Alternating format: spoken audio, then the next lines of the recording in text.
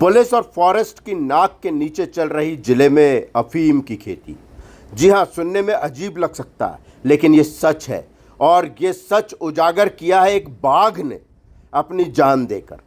मामला है पश्चिम वन मंडल का, तामिया थाना क्षेत्र का और सांगाखेड़ा बीट का। यहां पर 1 एकड़ जमीन पर लगी अफीम की खेती बरामद की गई।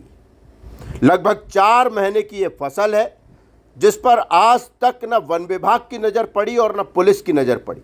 या यूं कहें कि वन विभाग और पुलिस दोनों का ही मुखबिर तंत्र यहां फेल नजर आया। या यूं कहें कि पुलिस और वन विभाग अब मुखबिर तंत्र को मजबूत करती ही नहीं। बड़ी विडंबना है कि एक बाघ की मौत के बाद इस खेती का राज उजागर हो पाया है।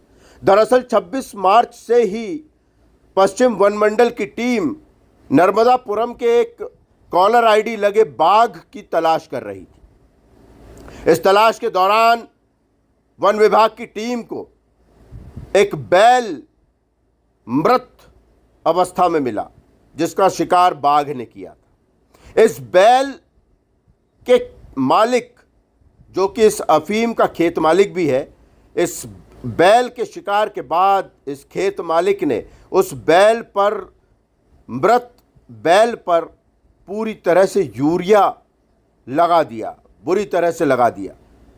और जैसे कि बाघ का नेचर है कि बाघ पहले शिकार करता है और उसके बाद वहां से चला जाता है और दोबारा आकर उस शिकार को खाता है। ये बात इस खेत मालिक को पता थी और उसने यूरिया बैल पर लगा दिया। जब दोबारा बाघ उस बैल को खाने आया तो जहरीला यूरिया खाने से बाघ की मौत हो गई। इस खेत मालिक ने इस बाघ को दफना भी दिया और उसकी कॉलर आईडी को काट कर कहीं और फेंक दिया। हालांकि ये मामला खुला, बाघ मिला और बाघ के शव के साथ मिली 1 एकड़ में लगी अफीम की खेती, जिसका पता न पुलिस को था न फॉरेस्ट को था।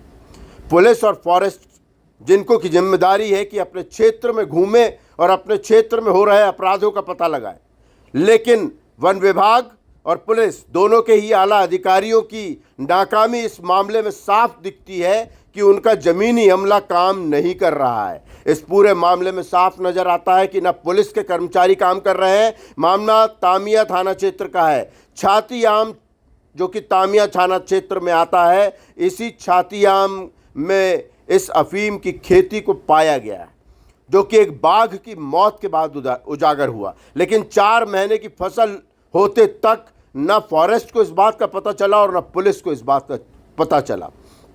आखिर फॉरेस्ट और पुलिस के अधिकारी और कर्मचारी कर क्या रहे हैं?